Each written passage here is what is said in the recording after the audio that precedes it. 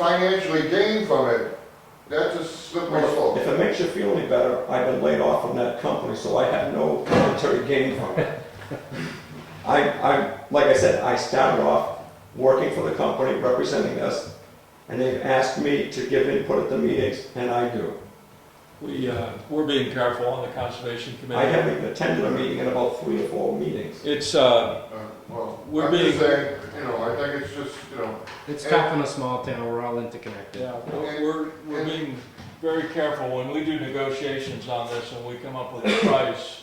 It will be a non-public session and Peter would not be there.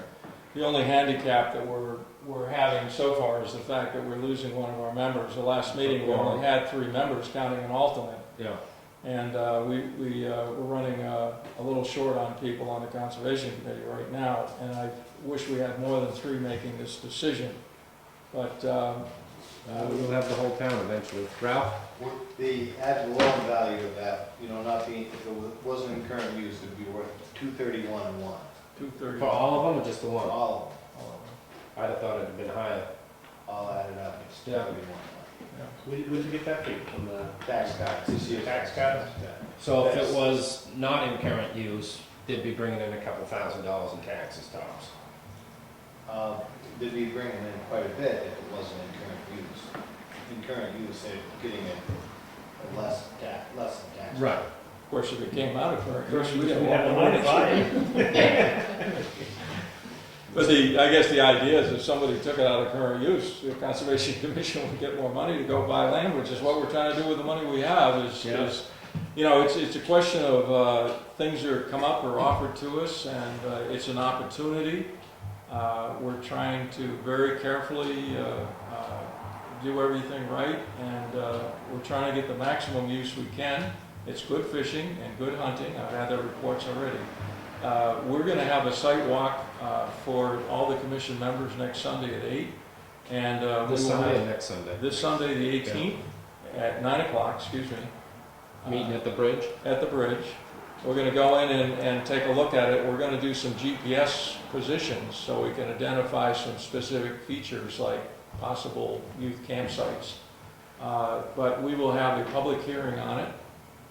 It's kind of a matter of which comes first, the chicken or the egg, because Yep. we've got to consummate a verbal agreement, and then we're going to have some public hearings, and then the commission can actually vote the money that we have control of, and eventually it will come to this table, because the selectmen are the only ones empowered to purchase property for the town. Yep. So it'd be a joint decision.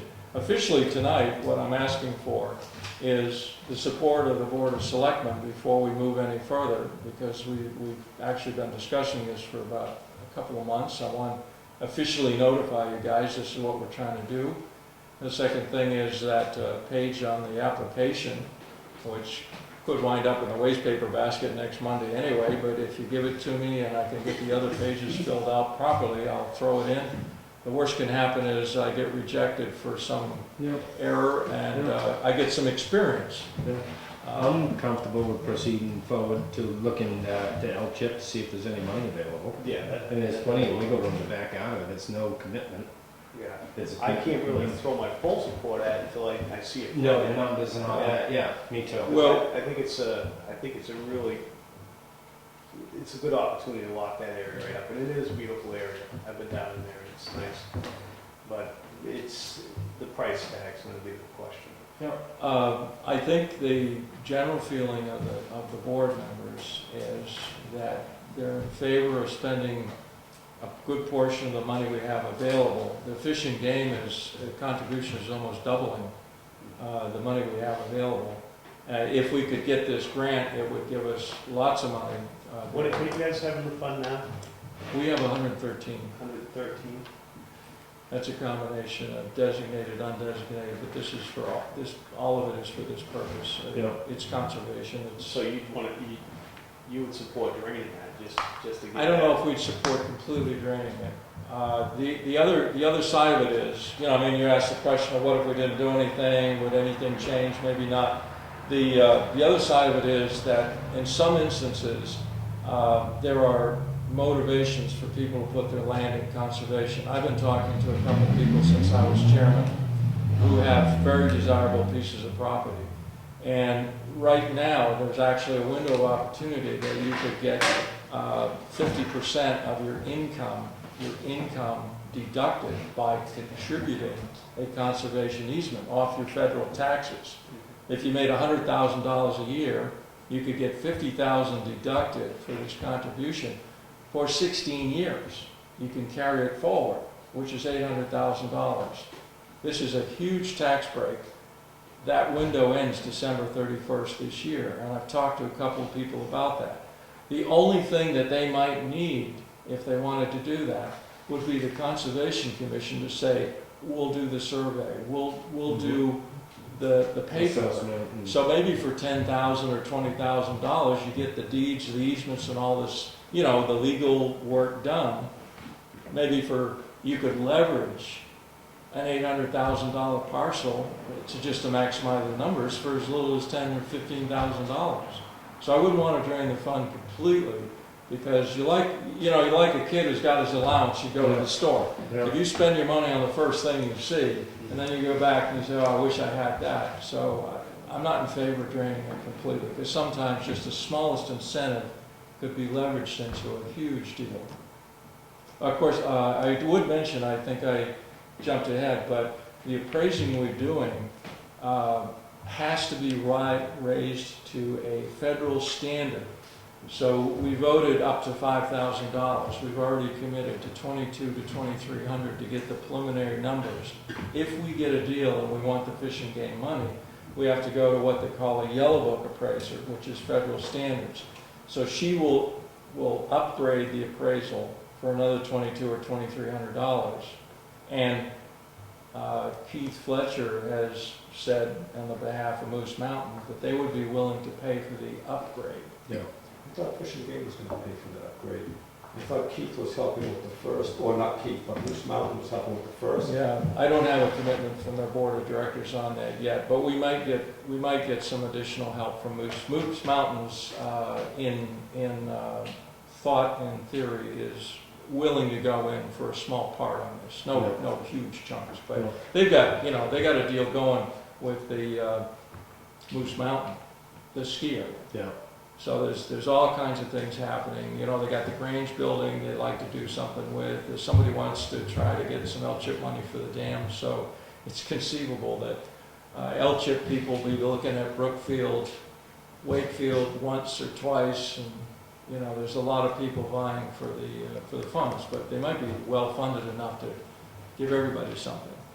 I can only put a range. If I had to pick a number tonight, I'm going to talk to Digit, but if I was going to put a range, I said, well, maybe we're looking at 150 to 250 for a range. And at the high end, we don't have enough money. At the low end, we do. But, you know, you can only spend what you have. Yeah. You know, the sentiment of the Conservation Commission is not to go to the taxpayers and ask for additional money at this time. We think it could go the way of some of these other things we've tried to do, like the the recreation building and all. It's just people are not ready to be taxed more right now. Yeah, that's exactly. So we're looking at what can we do with what we've got. That's where we are. Yeah, that's really what's gonna drive the bus. Exactly. Yeah. Oh, I know, if I was coming in here talking about spending $500,000, I'd get thrown right out this window. It's been quite. But it's money we already have, it's money Fish and Game gets from ammunition taxes.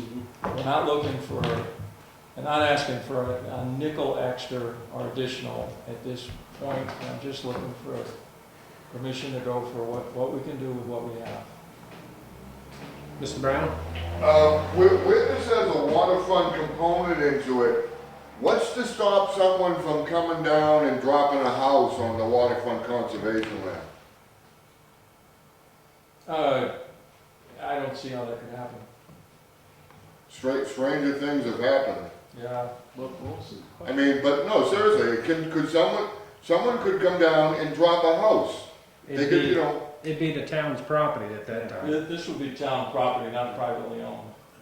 There could be some confusion on a private property that has a conservation easement, but this would be, the direction we're going now is this would be town-owned property. So it would be protected, no one would be able to, It'd be the same as finagle something and, drop a house on a, That would all depend on who bought the easements deed, or who bought the land. You know, if a private person buys the land, Yeah. just like down the other side of the meadows, that was a private sale, that, I think it was like 140 some odd acres, 126 acres. Right. The owners kept out 10 acres or 12 acres for their own residence. I understand that, I understand if a person owns a parcel, they can more or less do whatever they want. But I'm saying, what's gonna protect the town? If the town owns the property, they protect themselves. The easement deed will Right. protect It would be But town owned. could someone go in and rewrite the deed?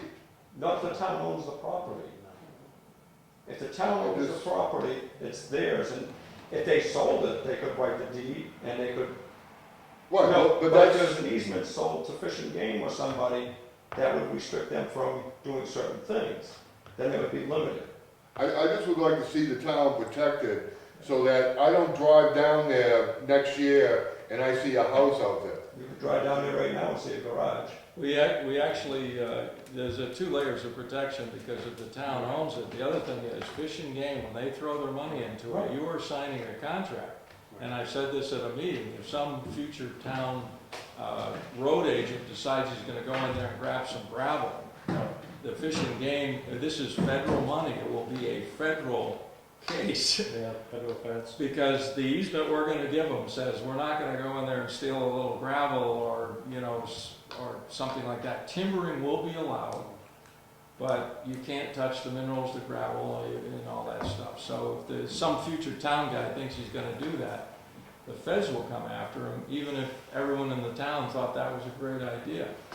Once you accept that money, you have a commitment to it. If you look back at the first piece that we bought down there, Steve, if you go back and some of those, some of the same questions were asked, and it's pretty rock solid. Once you get into this and it's deemed that conservation land, it's pretty much untouchable. Especially. I just don't want someone to be able to come back, 5, 10 years from Oh, I now, know, yeah. and they can work out a little deal, and all of a sudden, there's Big McMansion down there in Union Meadows. Well, you can, on an easement, just like the one on the other side of the lot, on the other side of the meadows, you can leave out certain areas from the easement as long as the person purchasing the easement allows it. Yeah. Right. You can fashion an easement any way you want it to be.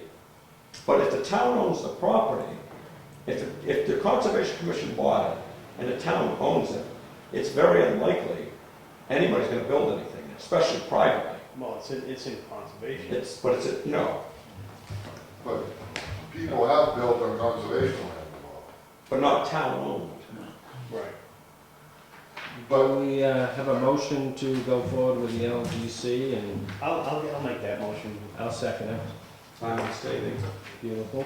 Any more discussion? All in favor? Aye. If you could sign that, Kenny, and maybe tomorrow you could notarize it. I cannot because I'm not in tomorrow, but I can resend that. Okay. By the I'm way, still a notary. by the way, Steve, my being the forester for that property for the landowner and working for the company restricts me from really partaking in this the way I would like to.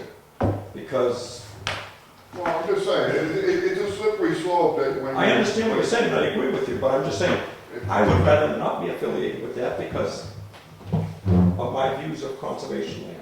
I'll give this to. Yep. Take care It's all right, but I'm saying, it's a slippery slope, you gotta be. Totally agree with you, Steve. One other thing I'll add is, just as a plug, is you're talking about conservation easements. What I mentioned is federal tax discounts for people who put their land in conservation. Doesn't mean they can't have the use of it, can't live on it. Yep. They can cut out the part where their house or their farm is, and you custom tailor the easement for the parts they want to put in the easement. So they can even build a future camp on a part that's allowed by the terms of the conservation easement. So it's basically preserving the part you want to be preserving, but you could still have a working farm where you can lumber and things like that. That's what we did on the Branson property. So it's tailored to fit the exact purpose. Right. But the value of that easement is where you're getting your tax. And I would like to send out a special note and compliment Mr. Mankus from the Conservation